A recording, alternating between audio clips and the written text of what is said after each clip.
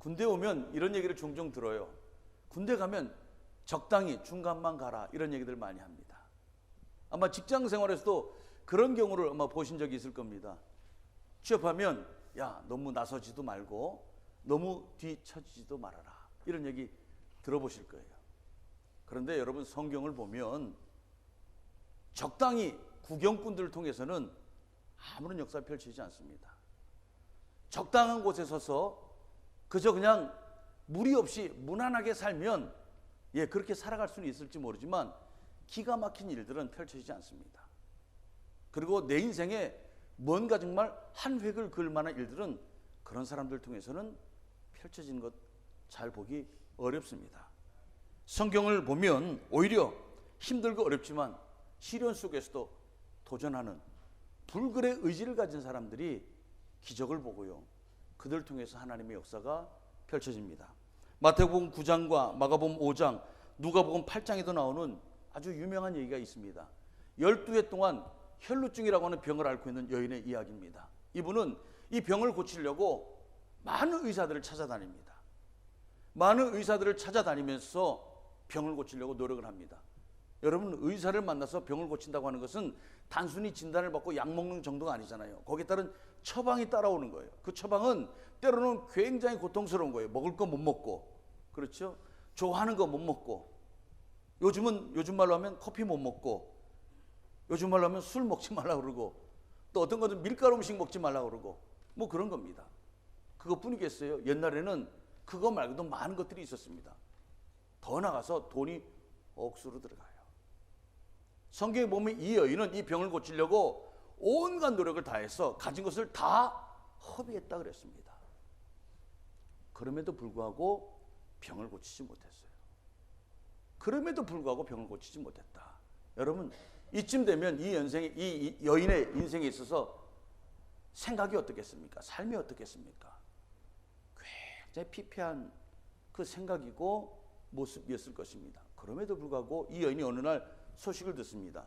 예수님이 지나간다는 거예요. 예수님이 지나가신다는 이야기를 듣고 이 여인이 다가섭니다. 몸은 비록 병들었지만 아직도 놓치지 않은 그 소망을 가지고 나아갑니다.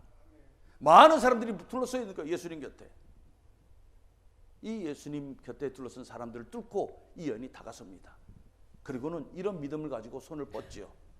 예수님의 옷깃에 손만 대어도 이 병이 나을 것이다. 할렐루야.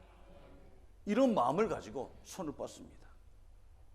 그랬더니 정말 어떤 일이 벌어져요? 병을 고침받습니다. 병을 고침받습니다. 사랑하는 성도 여러분, 제일 안타까운 얘기가, 새해를 맞이해서 제일 안타까운 얘기가 이런 겁니다. 아유, 작년에도 해봤어. 작년에도 해봤어. 그 전에도 해봤어. 이게 제일 무서운 얘기고 제일 아쉬운 얘기예요. 여러분, 인생의 신비라는 게 뭘까요? 늘 비슷한 것 같지만 똑같은 날은 하루도 없다는 겁니다. 비슷할 수 있어요. 어제나 그제나 작년이나 비슷할 수 있지만 똑같은 날은 하루도 없다는 게 이게 신비 아닙니까? 그래서 우리는 다시 해봐야 하는 겁니다. 똑같은 날이 없기 때문에, 똑같은 환경이 없고 똑같은 사람이 없고 똑같은 일이 없고 똑같은 시간이 아니기 때문에 우리는 다시 해봐야 하는 거예요. 성경은 그런 사람들 속에서 여러분 일이 펼쳐집니다. 성경을 보면 다 복을 받는 것이 아닌 것 같아요. 복 받는 사람이 따로 있습니다. 오늘 말씀을 통해서 바라기는 올 한 해 우리 사랑하는 성도님들이 계획하신 일들이 잘 되고 정말 복받은 한 해입니다. 이렇게 고백할 수 있기를 주님의 이름 축복합니다. 그러면 첫 번째, 흔들리지 말라고 우리에게 말씀하고 있습니다. 내가 여호와를 항상 내 앞에 모시며 그가 나의 오른쪽에 계심으로 내가 흔들리지 아니하리로다. 흔들리지 말아야 합니다. 군에서 장병들이 이렇게 예배 많이 오면 장병들을 위해서 주는 게 있습니다. 우리는 점심을 먹잖아요. 오늘도 우리 임하식 목사님을 통해서 멋진 식사가 본의 아니게 지난주도 먹고 오늘도 먹게 됩니다. 여러분, 근데 병사들이 많이 오면 그렇게는 못해요. 그래서 병사들에게 주는 게 초코파이입니다. 많이 들어보셨을 거예요. 초코파이. 근데 초코파이를 어느 것을 주느냐가 아주 중요해요. 초코파이는 우리나라에 몇 개가 나옵니다. 이거 조심해야 됩니다. 이따 잘 자르세요. 왜냐하면 제가 특정한 상표를 얘기했다가 우리 임 변호사님한테 물어봤어야 되는데 혹시 제가 설교 중에 특정한 상표를 얘기한 것이 이것이 또 문제가 될지도 모르니까. 크라운에서 나왔고요. 롯데에서 나왔고 오리온 초코파이가 있습니다. 그런데 장로님 어느 거 좋아하십니까? 대부분은 뭐 아무거나 주세요 이렇게 얘기를 합니다. 그런데 차이가 있고요. 중요한 차이는 금액 차이가 있습니다. 소매가는 비슷한데 우리가 대량으로 사면 금액 차이가 제법 납니다. 안 팔리는 거는 싸게 줍니다. 크라운이 좀 쌉니다. 그런데 병사들이 많이 와요. 그런데 우리 가족들이 별로 없어요. 여러분, 초코파이는 군에서 나오는 돈으로 주는 게 아니에요. 교회 나오는 몇몇 군인 간부들, 그들이 11조하고 감사헌금하고 주일헌금하고, 그래서 그 헌금을 가지고 병사들에게 초코파이 주는 거예요. 이거 잘 몰라요, 병사들이. 그래서 저는 가끔씩 병사들에게 얘기를 합니다. 여러분, 이 초코파이 우리 간부님들이 주는 겁니다. 여러분, 간부는 여러분의 적이 아닙니다. 여러분에게 초코파이 주는 사람입니다. 우리 남자분들 군대에서 진짜 적은 누구예요? 북한이 아니라 간부라고 생각하는 분들 아마 종종 있을 거예요. 그래서 근무 쓸 때도 앞을 보고 쓰지 않습니다. 어디를 보고 서요? 뒤를 보고 씁니다. 간부가 언제 순찰 올까?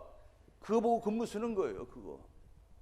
그 간부들이 여러분에게 헌금해서 주는 겁니다. 그래서 가끔씩은 제가 분기에 한 번쯤은 여러분 간부들에서 박수 한 번 드립니다 하고 막 박수를 쳐요.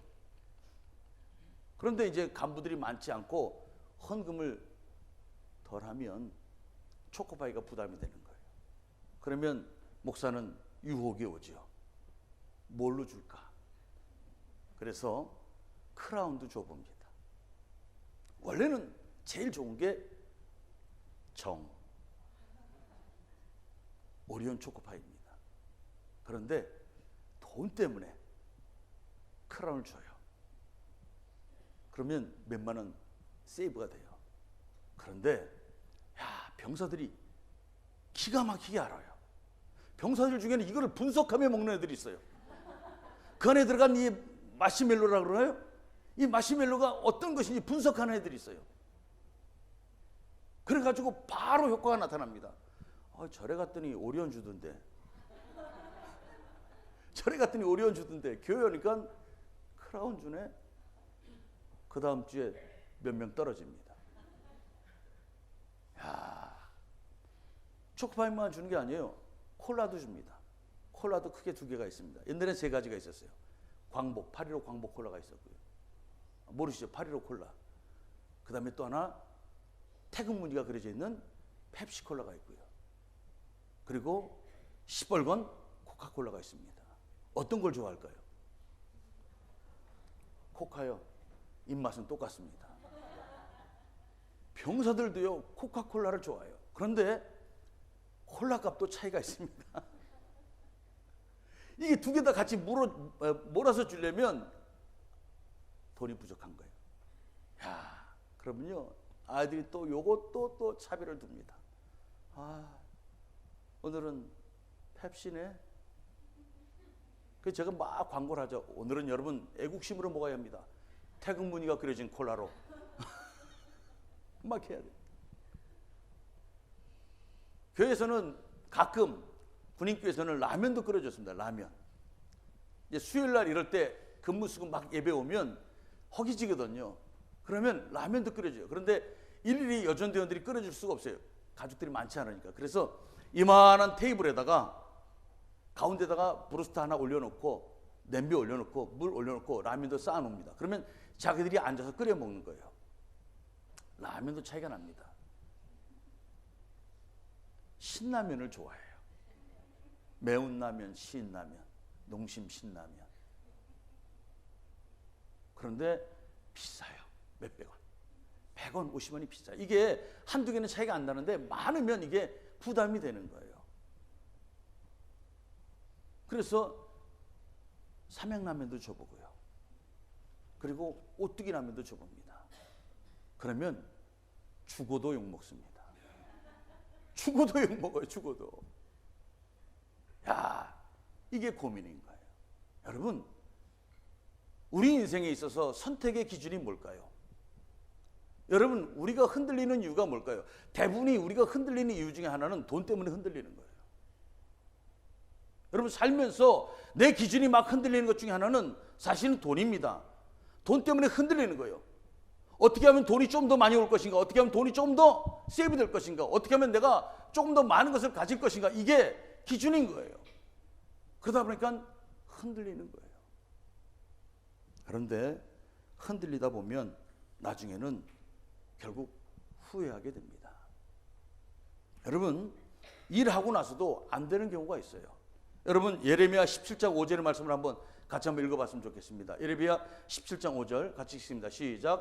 여호와께서 이와 같이 말씀하시니라. 무릇 사람을 믿으며 육신으로 그의 힘을 삼고 마음이 여호와에게서 떠난 그 사람은 저주를 받을 것이라. 잠깐 띄워놓으세요. 여러분, 열심히 땀을 흘리고 열심히 노력을 했습니다. 그런데 되는 것 같은데 마지막 우는 일이 생깁니다. 마지막 땅을 치는 일이 생깁니다. 그게 저주스러운 거예요. 잠 못 자가면서, 잠을 못 자가면서 노력하지 않았습니까? 땀 흘려가면서 일하지 않았습니까? 휴가도 반납하면서 일했습니다. 근데 마지막에 내가 후회하고 땅을 치고 통곡한다고 하면 그것처럼 저주스러운 일이 어디 있겠어요? 시간은 돌릴 수가 없는 것인데. 근데 어떤 사람이 그런 일을 만나게 될까? 오늘 성경을 보면 이렇게 말씀하십니다. 무릇 사람을 믿으며. 여러분, 아무리 유능해도 사람입니다. 여러분, 아무리 유능해도 사람은 한계가 있습니다. 무릇 사람을 믿으며 육신으로 그의 힘을 삼는다. 재능이에요, 재능. 자기의 재능. 여러분, 성경에 보면 자기의 재능을 믿고 하나님의 축복을 판 사람이 있지 않습니까? 누구예요? 에서입니다. 에서. 그는 뛰어난 사람이었습니다. 들에 나가면 사냥을 팍팍팍팍 합니다. 그 당시 사냥은 요즘 말로 하면 첨단 기술인 거예요. 최고의 기술인 거예요. 그 당시 고기를 얻고 그 당시 감 나가는 것을 얻을 수 있는 것은 사냥이거든요. 사냥한다는 것은 요즘 말로 하면 최고의 기술을 가지고 능력을 가진 사람입니다. 그랬더니 하나님의 축복점은 우습게 생각한 거죠. 그래서 동생이 말합니다. 형, 그 하나님의 축복권, 장자권 내게 좀 팔어. 그래? 그래. 뭐 그까짓 게 뭐 대수라고 보이지도 않는 건데. 차라리 당장 내 배가 부르는 팥죽 한 그릇이 소중한 거야. 그리고 팥죽 한 그릇을 팔아버립니다. 근데 훗날 어떻게 해요? 땅을 치고 통곡하는 거죠. 그리고는 역사에서 사라져 버립니다. 사랑하는 성도 여러분, 사람을 믿고 육신으로 힘을 삼는 사람 결국은 후회한다는 거예요. 마지막으로는 이렇게 말씀합니다. 여호와에게서 떠난 사람은 저주를 받는다. 여호와에게서 떠난 사람은 저주를 받는다. 사무엘상 16장 14절에 보면 이스라엘의 초대왕 사울이 나옵니다. 멋진 사람이었습니다. 처음에 이 사람이 왕으로 선택될 때는 누가 봐도 정말 멋진 사람이었습니다. 그런데 어느 순간 사람이 변하는 거죠. 흔들린 거죠. 달라진 거예요. 그랬더니 오늘 말씀처럼 여호와의 영이 사울에게서 떠납니다. 그랬더니 그 다음에 나타나는 건 뭐예요? 악령이 그를 번뇌하게 하더라. 여러분, 하나님을 떠나면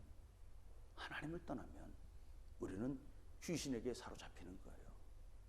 하나님을 떠나면 성령의 사람이 되지 못하면 악령의 사람이 될 수밖에 없는 거예요. 이게 우리의 모습이라고 하는 거예요. 사랑하는 성도 여러분, 올 한 해 잘 됐으면 좋겠습니다. 그러면 흔들리지 마시기를 주의 이름으로 축복합니다. 이게 우리가 사는 모습인 거예요.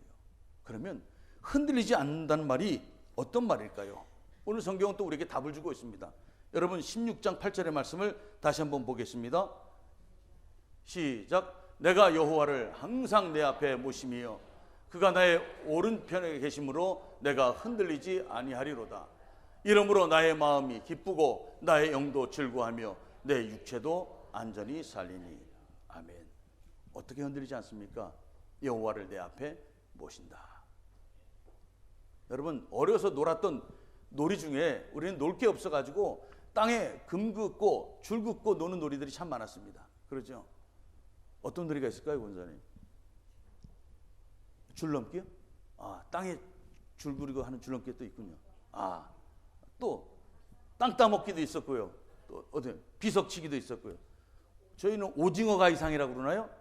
그렇게 세모나게 하나 하고 밑에 네모나게 그리고 이렇게 건너가는 거 있었고, 또 리을자 가이상, 리을자 그런 것도 있었습니다. 이렇게 하고 땅에 아무튼 금 긋고 하는 놀이들이 많았습니다. 그런데 유독 땅에 금을 긁을 때, 줄을 긁을 때 잘 긋는 친구들이 있어요. 그러죠? 어떤 친구들이 잘 긋던가요? 저는 잘 못 긋어요. 작대기 하나 딱 들고 막 뜁니다. 그런 친구들이 잘 긋는 친구가 있어요. 그런 친구들은 방법이 있더라고요. 요령이 있더라고요. 땅을 보지 않습니다. 뭘 봐요? 앞을 보는 거예요. 자기가 가야 할 방향을 딱 보는 거예요. 그리고 어떻게 땅에 딱 짚고 막 뛰는 거예요. 쫙 갑니다. 그러면 줄이 기가 막히게 잘 거져 있어요. 근데 땅 보고 그면 쭉 가면 돌아보면 어떻게 해요? 직선을 걷는데 곡선이 되어 있습니다. 그것도 놀라운 능력이죠, 물론. 여러분, 우리가 살아가면서 나도 모르게 흔들리고 나도 모르게 빠지고 나도 모르게 곁길로 가는 그 이유 중에 하나는, 여러분, 내가 보는 목표, 내 앞에 무엇이 있느냐, 무엇이 없느냐, 이게 중요하다라고 하는 거예요. 근데 오늘 성경 우리에게 이렇게 말씀합니다. 여호와를 항상 내 앞에 모심이요. 그래서 내가 흔들리지 아니하리로다. 여러분, 앞에 목표를 두고 뛰어갑니다. 길과 진리와 생명이 되시는 주님을 목표로 삼고 우리가 뛰어갑니다. 그러면 여러분, 적어도 우리가 곁길로 가지 않습니다. 다른 길로 가지 않습니다. 왜요? 거기에 진리가 있고 거기에 생명이 있기 때문에 그렇습니다. 이게 우리가 걸어가야 할 모습이라고 하는 거예요. 신앙이 성숙해진다는 말은, 올 한해 내 신앙이 좀 더 성숙해집니다, 성숙해지길 소망합니다 라는 말을 할 때, 신앙이 성숙해진다는 말은 주님을 앞세우고 살아가려고 고민하는 시간이 많아진다는 것을 말하는 거예요. 예전에는 내 마음대로 결정하고 내 마음대로 생각하고 그리고 판단했는데, 어느 순간 내가 주님을 조금 더 생각하고 주님이라면 어떻게 하실 것인가, 그것을 염두에 두고 고민하는 시간이 많아지면 많아질수록 우리의 신앙은 그만큼 성숙해지는 거예요. 그게 신앙의 성숙이라고 하는 겁니다. 성경을 한번 읽습니다. 성경을 한번 읽는 이유가 뭘까요? 그 속에서 하나님의 말씀을 듣고 그 말씀을 통해서 주님이라면 어떻게 생각하시고 판단하실 것인가를 우리가 더 생각해 보는 거예요. 그리고 어떻게 해요? 그렇게 살아가려고 몸부림치는 거예요. 매번 그렇게는 할 수 없지만 그렇게 살아가려고 조금 더 몸부림치는 그 모습이 많아지면 많아질수록 우리 신앙은 성숙해진다, 성숙해졌다, 이렇게 표현하는 것입니다. 예전에는 내 생각이 앞섰습니다. 그런데 이제는 주님의 생각을 알려고 몸부림칩니다. 조금이라도 더 기도하게 됩니다. 무릎을 꿇게 됩니다. 그러면 나도 모르게 주님의 은혜가 이런 것이구나 느끼게 되는 거예요. 체험하게 되는 거예요. 올 한 해 주님이 내 앞에 있고 주님이라면 어떻게 하실 것인가 생각해보는 시간이 조금 더 많아지기를 주님의 이름으로 축복합니다. 이게 우리가 올 한 해 세울 수 있는 또 신앙적인 목표라고 하는 것입니다. 다윗은 이렇게 말합니다. 여호와를 항상 내 앞에 모시며, 오늘 시편이 다윗이 쓴 거거든요. 여호와를 항상 내 앞에 모시며, 이 말은 문법적으로 말하면 현재 완료형이다 이렇게 되어 있어요. 이 말은 이런 뜻입니다. 여호와를 항상 내 앞에 모셔왔습니다. 지금까지도 이런 말입니다. 지금까지 내가 항상 여호와를 내 앞에 모셔왔습니다. 그랬더니 내가 흔들리지 아니했습니다라는 거예요. 사랑하는 성도 여러분, 하나님의 말씀에 의지하고 하나님을 따라 살아가는 사람은 결국은 복을 받습니다. 이게 성경의 약속이거든요. 우리가 올 한 해 많은 이야기를 하고 많은 이야기를 듣습니다. 새해 복 많이 받으세요. 새해 복 많이 받으세요. 뭐 좀 주면서 얘기했으면 좋겠어요. 복 좀 주면서 얘기했으면 좋겠는데, 여러분 어떻게 복을 받을 것인가? 성경이 분명히 말씀하고 있습니다. 항상 여호와를 내 앞에 모시며 그렇게 살아가라고 하는 거예요. 그러면 거기에 하나님이 약속하신 복이 있습니다. 그러면 거기는 뜻밖의 일들이 막 펼쳐져요. 제가 충북 영동에서 목회할 때 일입니다. 지난주에 우리 성찬식 했잖아요. 그 포도주도 충북 영동에 계신 우리 집사님이 보내주신 포도주로 했습니다. 포도 농사를 하시는 분들이거든요. 제가 거기서 목회할 때입니다. 제가 부임했습니다. 2년 거기 근무했는데, 첫 해는 부목사로 그 교회에서 섬겼고요. 두 번째는 선배 목사님이 이제 전출을 가시면서 제가 담임 목사를 했어요. 딱 부임을 했는데, 담임 목사로 이제 시작을 하는데 성도가 한 30명쯤 됐습니다. 병사들은 한 300명쯤 됐고 가족들이 30명밖에 안 되는 거예요. 병사들은 헌금 잘 안 하거든요. 요즘은 또 통장으로 돈이 다 들어가고 카드로 쓰기 때문에 병사들이 헌금을 안 해요. 이유는 현금이 없습니다 이거예요. 목사님 카드 리더기 있으면 할 텐데요. 야, 이렇게 얘기를 하는데 또 헌금 시간에 카드 리더기 들고 다니면서 쭉 찍을 수는 없잖아요. 그래서 이제 간부들이 부탁을 합니다. 그래서 이제 부임하면서 얘기를 했어요. 여러분, 올 한 해 우리 목표를 한번 세워봅시다. 우리 30명인데 한 사람씩만 전돼서 60명 한번 만들어 봅시다. 하나님 60명을 주시옵소서. 한번 3번만 외쳐봅시다. 딱 했어요. 그 다음 주가 됐는데 놀라운 일이 벌어졌어요. 저 뒤에 모르는 사람들이 한 50명쯤 앉아있는 거예요. 5명도 아니고 30명 있는 성도들 속에 50명쯤이 와서 앉아있는 거예요. 우리 성도들 30명 빼고 나머지 50명이 새로운 사람이 와 있는 거예요. 깜짝 놀랐어요. 오늘 뭐 특별히 병사들 면회가 있나? 그게 많이 왔는가? 예배를 다 끝나고 물어봤습니다. 그랬더니 동네 분들이 오신 거예요. 군인교회인데 부대 밖에 있거든요. 동네 분들이 50명이 그 예배당에 참석한 거예요. 깜짝 놀랐어요. 어쩐 일이십니까? 그랬더니 그 동네에 있는 교회 하나가 분란이 생겨서 쪼개졌어. 쪼개져가지고 50명이 여러 군데 교회를 다니면서 어디 교회를 갈 것인가 고민하다가 마지막에 군인교회라도 한번 가보자 해서 온 거예요.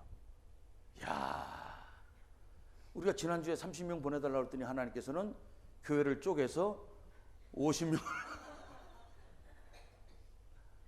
근데 제가 걱정이 되는 거예요. 조그만 시골에서 군인교회에서 일반인 성도들 쪼개진 교회 깨진 성도들 다 포용하면 또 싸움 날 것 아니에요. 그래서 제가 3주 동안 등록을 받지 않았습니다. 우리 교회는 군인교회입니다. 우리 교회는 군성교를 하는 교회입니다. 쭉 설명하고 등록을 안 받았어요.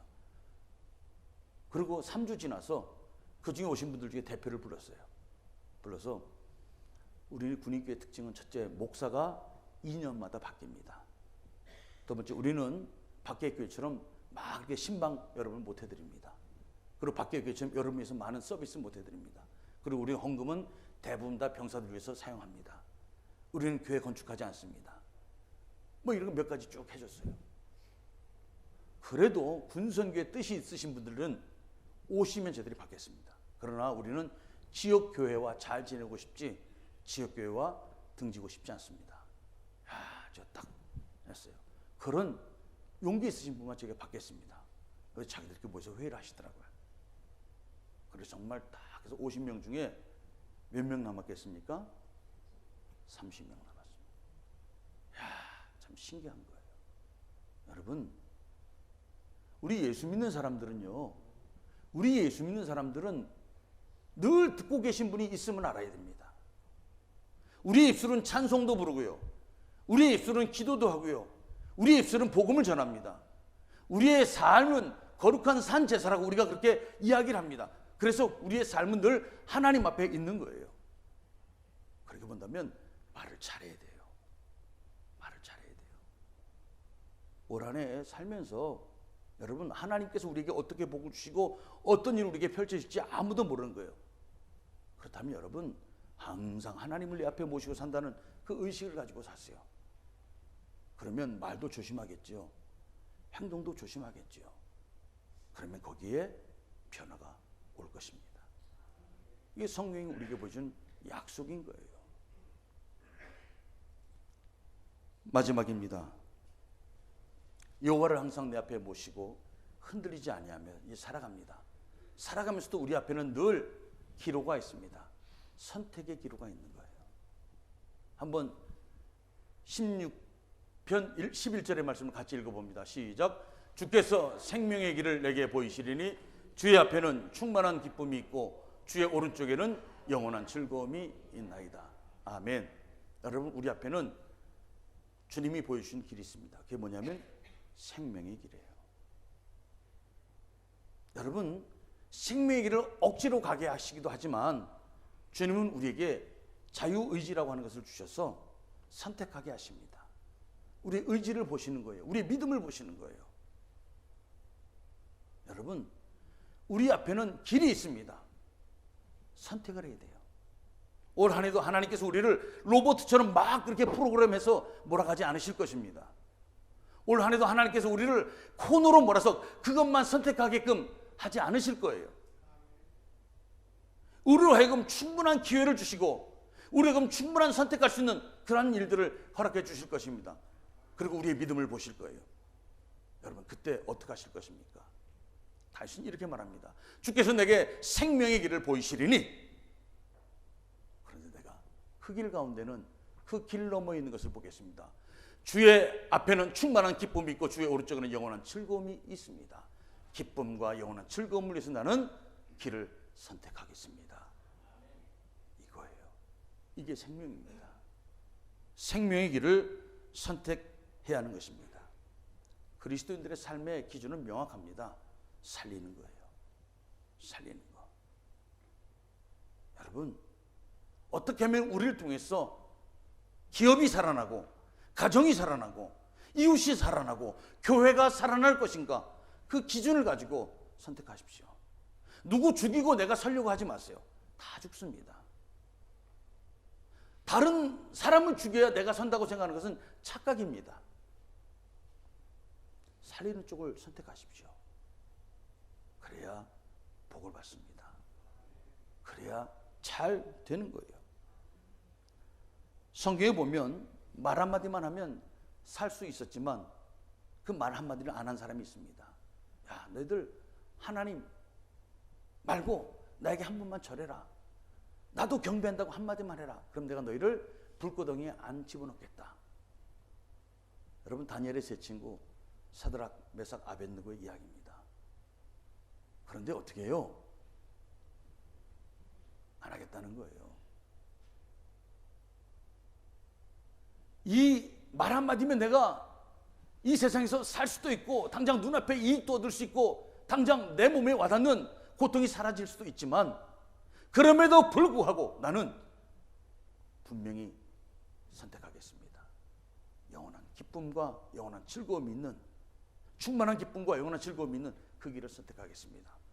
그랬더니요, 불구덩이에 던져지지만 그 속에는 누가 계셨습니까? 주님이 계신 거예요. 천사는 주님입니다. 주님이 계신 거예요. 여러분, 얼마나 놀랍습니까? 생명의 길을 가려고 해야 주님이 함께 하십니다. 주님은 심지어 사망의 음침한 골짜기까지도 찾아가셔서 살려내시려고 하는 분이 우리 주님이라고 하는 거예요. 그렇다면 우리도 그렇게 살아야죠. 그렇게 살아야죠. 제가 생각해도 참 뿌듯한 일이 하나 있습니다. 그리고 제 스스로에게 박수 칠 만한 일이 하나 있습니다. 제가 군대에 와서 한 6년쯤 됐을 때입니다. 논산훈련소, 육군훈련소지요. 육군훈련소에 전도 목사로 제가 가게 됐습니다. 일주일에 한 3,000명 가까운 병사들이 일주일마다 막 들어와요. 입대 장정이라고 부르죠. 그러면 일주일 동안 애들이 거기서 옷도 갈아입고 신체 검사도 하고 막 하는, 옛날에 하면 입소대대. 옛날에 우리 어르신들은 뭐 어떻게 불렀는지 모르겠습니다. 입소대라고 있어요. 우리 집사님 입소대 군대 갔다 오셨습니까? 훈련소 혹시 훈련소 나오신 분 계십니까? 거기 입영심사대 입소대대라고 하는 게 있어요. 옷 갈아입는 데 있어요. 거기서 제가 일주일 동안 있으면서 걔들에게 그 장병들의 복음을 전하는 거예요. 그때가 IMF가 막 터졌을 때예요. 그래가지고 막 경제가 어려워지니까 휴학들을 많이 하고 군대에 막 몰려왔어요. 한 번에 한 2,000명쯤 들어와야 되는데 한 2,500명쯤 막 몰려오는 거예요. 그 나라에서 다 받아준 거죠. 얼마나 힘들었는지 아이들이 복음을 전하면 정말 너무도 잘 흡수하는 거예요. 잘 흡수하는 거예요. 그 병사들에게 복음을 전하고 하나님의 자녀가 되라고 세례 신청을 받습니다. 신청서를 주면 자기들이 다 이름을 써서 내는 거예요. 이렇게 해서 한 달에 한 번씩 모아서 세례식을 합니다. 1997년 4월 19일 날 그렇게 한 달에 한 번 모아서 세례식을 하는데 한꺼번에 7,200명이 모아진 거예요. 7,200명 세례식을 하는 겁니다. 여러분 그 연병장에 7,200명을 깔아보십시오. 이야, 장관입니다. 이 세례식을 위해서 전국에서 목사님, 장로님들이 600명이 오셔서 도와주시는 거예요. 목사님들이 세례하고 옆에서 세례기 받아주실 장로님들이 계셔야 되잖아요. 600명이 모여서 세례식을 하는 거예요. 쫙 하는 거예요. 한 번에 7,200명이 세례식 하는 거예요. 이야, 정말 제 목회 경험에 놀라운 경험이고 축복이죠. 그런데 문제가 발생했어요. 세례받은 중에 병사 하나가 집에 전화를 한 거예요. 엄마 나 세례받았어.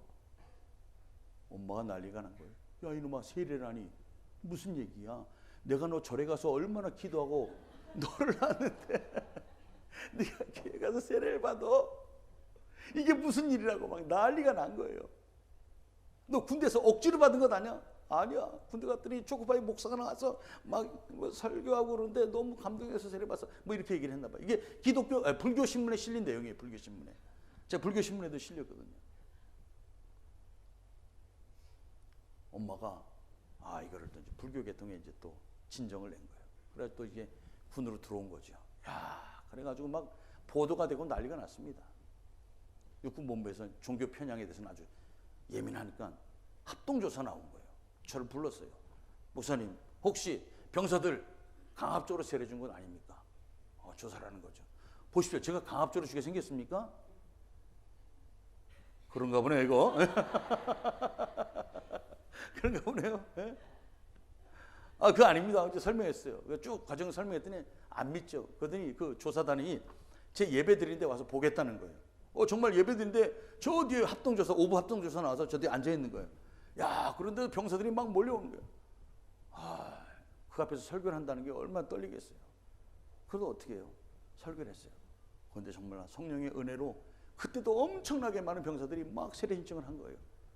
그걸 다 봤어요. 그러니까 뭐 없잖아요. 그래가지고 이제 그래도 불구하고 이제 막 진정이 들어왔으니까 훈련소 차원으로 이제 대책회의가 열린 거예요. 야, 이걸 어떻게 할 것인가. 뭐 훈련소장님 투스타부터 시작해서 원스타, 그다음에 많은 간부들이 모여서 회의를 합니다. 막 회의를 하는데 결론은 이렇게 모아지는 거예요. 이런 문제 때문에 시끄럽고 어려우니 앞으로 훈련소 병사들에게는, 신병들에게는 세례권, 영세권, 수계권, 불교에서 하는 게 수계지 않습니까? 천주교에서 영세권 하지 말자. 이런 쪽으로 이제 얘기가 막 몰아져 가는 거예요. 저 뒤에서 앉아있는 저는 이게 저 때문에 벌어진 일처럼 느껴지니까 얼마나 바늘방석이겠어요. 그런데 어떻게 해요? 도저히 내 마음에 안 드는 거예요. 지금 생각해도 기특한 게 그거예요. 그런데 얼마나 바늘방석 같은데 내게 용기가 생긴 거예요. 그리고 막 가슴속으로 엄청나게 시뮬레이션을 많이 해봤어요. 내가 이 말을 해도 될까, 해도 될까 많이 다짐을 한 다음에 막 거의 끝나갈 쯤에 제가 손을 바짝 들었습니다. 소장님, 제가 한 말씀 드려도 되겠습니까? 그래서 다들 저 양반 때문에 그런데 저 양반이 뭔 얘기를 해 하는 눈치로 딱 보는 거예요. 한 말씀 하시라고 제가 용기를 내서 이렇게 얘기했습니다. 군종 장교는 목사, 법사, 신부를 말합니다. 군종 장교는 장병들이 힘들고 어려울 때 위로하고 격려해주며 전쟁이 벌어지면 죽음을 불사하고 나가서 싸울 수 있도록 확신을 주는 것이 군종 장교의 일이라고 생각합니다. 그 장병들에게 마지막 신앙의 확신을 줄 수 있는 것이 바로 세례고 영세고 수계입니다. 그런데 훈종 장교에게 이것을 하지 말라고 하는 것은 저들이 있어야 할 존재의 이유를 못 가게 하는 것입니다. 혹여 다른 종교에서 기독교처럼 그런 행사를 하는데 어려움이 있다면 그들이 더 할 수 있도록 배려해주고 여건을 갖춰주도록, 그리고 기독교도 같이 할 수 있도록 해주시는 것이 종교적인 형평성에 맞지, 어느 쪽에서 못하고 어느 쪽에 문제가 있어서 안 되니까 다 하지 말라고 하는 것은 역으로 종교 탄압 같습니다. 제가 지금 이렇게 편안하게 얘기하지만 그때는 엄청 떨렸어요. 엄청 떨렸어요. 그랬더니 훈련소장님이 투스타 불교셨어요. 그분이 이렇게 말씀하셨어요. 다른 종교도 영세나 수계를 할 수 있도록 여건을 보장해 주시고 각 종교는 열심히 할 수 있도록 하십시다. 이게 결론이었어요. 그래서 지금도 육군 훈련소에서는 한 달에 한 번씩, 한 달에 두 번씩 세례를 합니다. 그때 만약에 포기했으면 세례식이 사라질 뻔했어요. 제가 생각해도, 여러분이 생각해도 기특하지 않습니까? 박수 치지 마세요. 아이고. 이건 하나님께서 영광 받으실 일이죠. 제가 지금 생각해도 기특한 일이에요. 왜냐하면 이미 그 일이 벌어졌을 때 저는 군대 생활 접어야 한다고 생각했거든요. 왜? 문제가 됐으니까. 공직자라는 게 약하잖아요. 흠이 생기면 떨어뜨리는 게 쉽거든요. 근데 하나님께서 그 일 잘 해결해 주시고 끝까지 제가 군대 생활 할 수 있도록 배려해 주신 것 같습니다. 사랑하는 성도 여러분, 우리는 자꾸 여건을 이야기합니다. 환경이 어떻고 여건이 어떻고 그래서 내가 어떻다 저떻다 얘기를 합니다. 여러분, 그러나 성공하는 사람들이 연구한 결과에 의하면 이렇게 얘기를 해요. 여건이나 환경보다 더 중요한 것이 삶의 태도입니다. 삶의 태도입니다. 여러분, 우리 그리스도인의 삶의 모습은 어때야 할까요? 항상 하나님이 내 앞에 계시다는 것을 믿고 흔들리지 맙시다. 그리고 우리는 생명의 길이 어디에 있는가를 보고 선택합시다. 그게 우리의 삶의 태도요, 자세 아니겠습니까? 거기에 세상 사람들은 성공의 모습이 있다라고 얘기를 합니다. 우리는 거기에 하나님의 축복이 있다라고 고백합니다. 올 한 해 우리 사랑하는 드림교회 성도들이 주님의 은혜 가운데 정말 멋지게 사시고 간증 있는 한 해가 되기를 주의 이름으로 축복합니다.